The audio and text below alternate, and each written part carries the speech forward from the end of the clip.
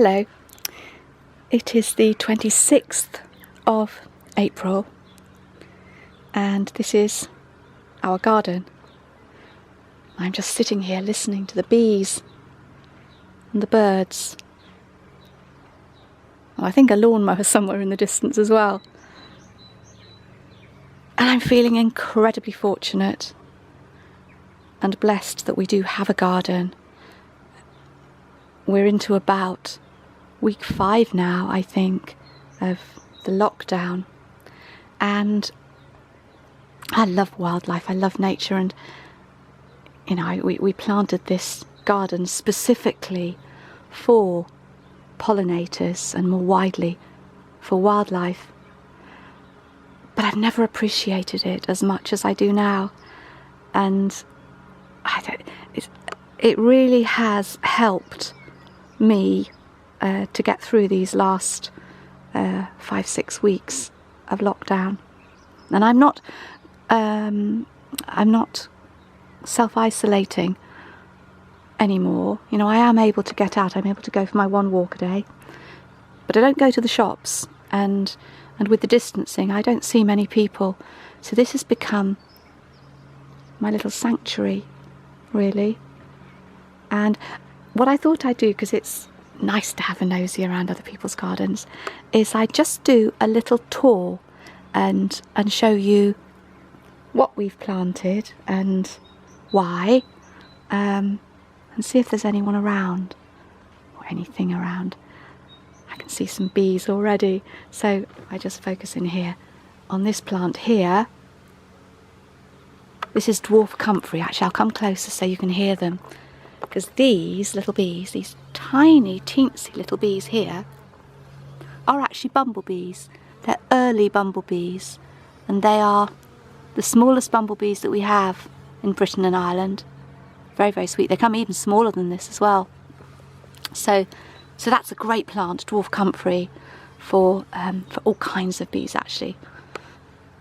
And here we've got strawberries, and this is we've used an old watering trough from a farm that was closing down, and so that's strawberries. We've got blueberries, both great for us and for the bees. And then, just carrying on the theme of what's good for us and the bees, we've got a little vegetable plot down there beyond the picket fence. So we do share our garden with the wildlife. And then here, you may have seen the edge of this when I started filming. This is a bath, an old iron bath, and we just allowed it to fill with rainwater. We've planted Yellow Rattle in it, and water mint, and a couple of other plants whose names I don't know, and we're just waiting to see what happens with it. Be interesting to see. So walking down here, this, when we inherited, we moved into this garden in November 2018, and this was just a lawn. There were no flowers, there were 1 or 2 shrubs, and this little pond was here. So the pond, which is pretty clogged up with plants, and it's also very low in water. It hasn't rained for about 5 weeks, so it's desperate for some rain. But although there aren't any here at the moment, this pond is a godsend for our honeybees. They come and collect water here. So bees don't just need plants for pollen and nectar, they need water as well. So that's a small pond. And then I just come down the path. This where this was lawn, we've dug out a perennial flower bed, and all of the plants here have been grown. We've either grown them from seed or from cuttings. Some of them we've bought from little stalls at the side of the road, which we like doing.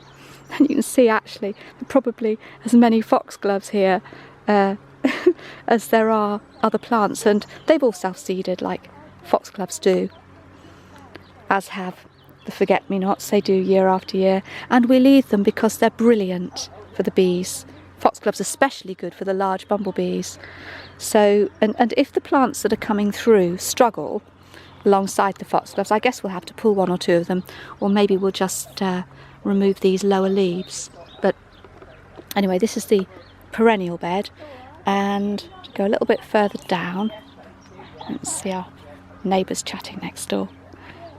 And here, what looks like a random sheet of corrugated iron has actually been put here with a purpose. And so this is a very hot, sunny position. This is a south-facing position.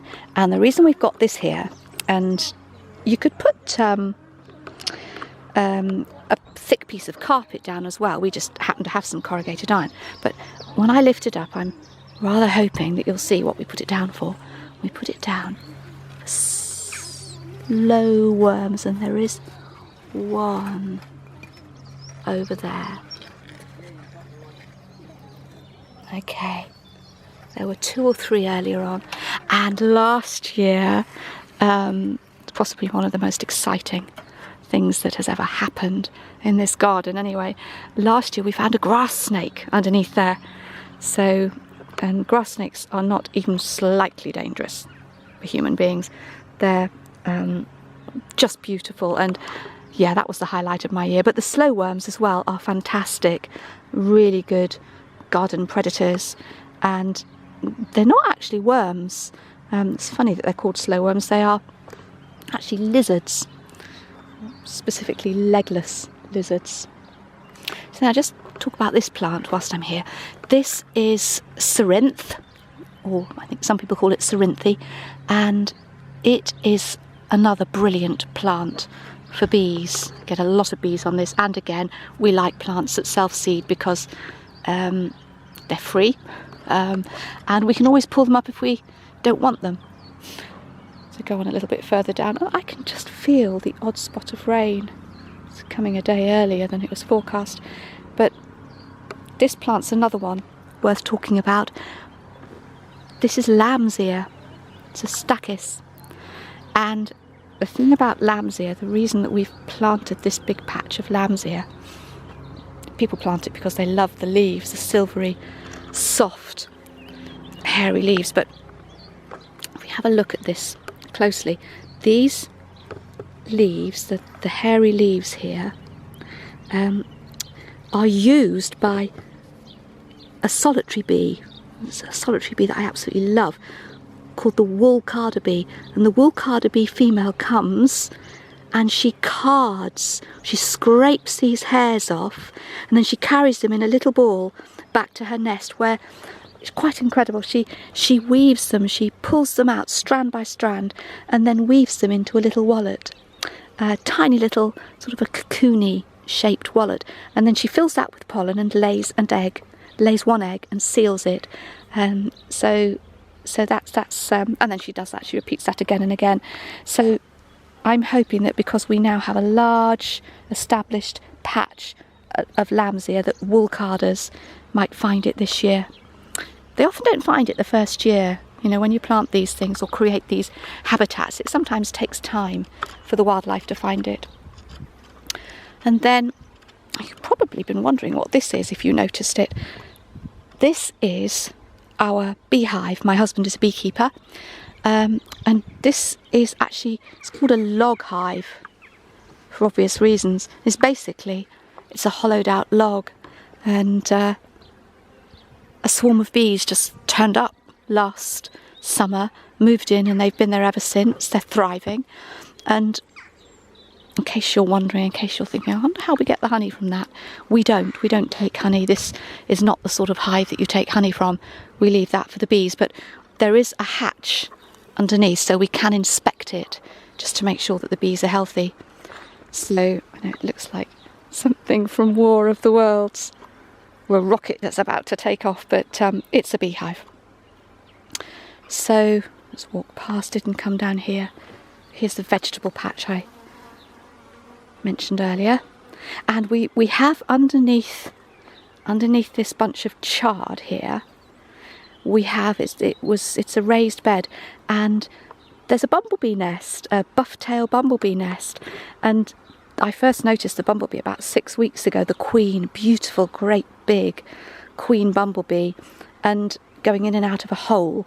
And now, 6 weeks on, there are workers coming in and out. So she's established her nest. It's going quite well, and she will have chosen this area because there was probably an abandoned rodent's nest, probably an old mouse nest underneath it. And then we've got apple trees at the end, which are being pollinated by lots of different bees at the moment. And just coming around this little part here, this is also comfrey, but this is Russian comfrey, which we use. Again, great for bees, but we also chop it down 2 or 3 times a year, and soak it in water and make a feed for our plants, comfrey tea. And over here too, you can see it's raining now because there are a few sploshers, our pond. And like everything else in our garden, this is still very much work in progress, and it's crying out for rain. The levels are very low. You see at this end it has a shore, which is very important for wildlife. If you want to attract wildlife, it's the marginal, very shallow areas that will attract the most wildlife, and we'll be adding a lot of marginal plants to that later as well. But within a couple of hours of this filling last year with rainwater, so my husband Rob dug it last year, it was already getting pond skaters, and now it has water snails. I can see one just here. Where is it? You see that? The water snails. There are at least 2 newts. I've seen 2 newts so far, one quite small, and one I think is a great crested newt. There are also, as I say, pond skaters. There are great diving beetles, dragonfly larvae. So already, whilst it's still work in progress, it's attracting wildlife. Oh, there's just, look, some more snails here, right by the edge. I had no idea where they come from. It's a mystery to me that you create a pond and these creatures arrive. So that's the pond. And then just one last area I wanted to talk about, and that is this area. So what looks like a lawn that needs to be mowed is actually our wildflower meadow, and we started on this almost as soon as we moved in. So November 2018, we raked it and scarified it and pulled up as much of the old grass, the vigorous grasses and the mosses as we could, and then we broad scattered something called Yellow Rattle. Yellow Rattle is a flowering plant that's fantastic for bees, but it's also very clever because what the Yellow Rattle does is it parasitizes the roots of the vigorous grasses. So each year, as it does that, it outcompetes those grasses, and it leaves you space then to add plugs. So we've got here a Scabious, and we've also got some Knapweeds and Eyebright, Betony. I think the oxeye daisies arrived by themselves, but lots of perennial wildflowers that will establish themselves year by year. And then one other plant I wanted to just mention is this. So this is Yarrow. These are just the basil leaves, and when I first realised how much yarrow there was in this lawn, I was a bit dismayed. Wasn't quite sure I wanted to keep it, but I left it anyway, and I'm so glad I did, because as it flowered, it turned out to be the flowering plant in our garden that probably attracts the greatest diversity of bees and other insects. So loads of solitary bees and hoverflies. So I'm going to leave it and see what happens. You know, hopefully it won't overwhelm the rest of the meadow, but we'll wait and see. So that's it really. Our garden. Oh no, sorry, one last plant, then I am going to stop this video. And there's only a small clump here, but we've got lots more at the bottom of the garden. So this is garlic mustard. Garlic mustard, or Jack-by-the-hedge. It's a hedgerow plant, and the thing about this plant is that it is it's a plant that orange tip butterflies lay their eggs on, and I can't see through the viewfinder whether there are any, but I have seen orange tips visiting it, so it will be staying here, as will the huge clump at the bottom of the garden, on the off chance that there will be orange tip butterfly eggs on it. So that's it for now, I think. I have no technical ability or equipment, so I cannot edit this. I hope very much that it'll just stand as it is, and that it will have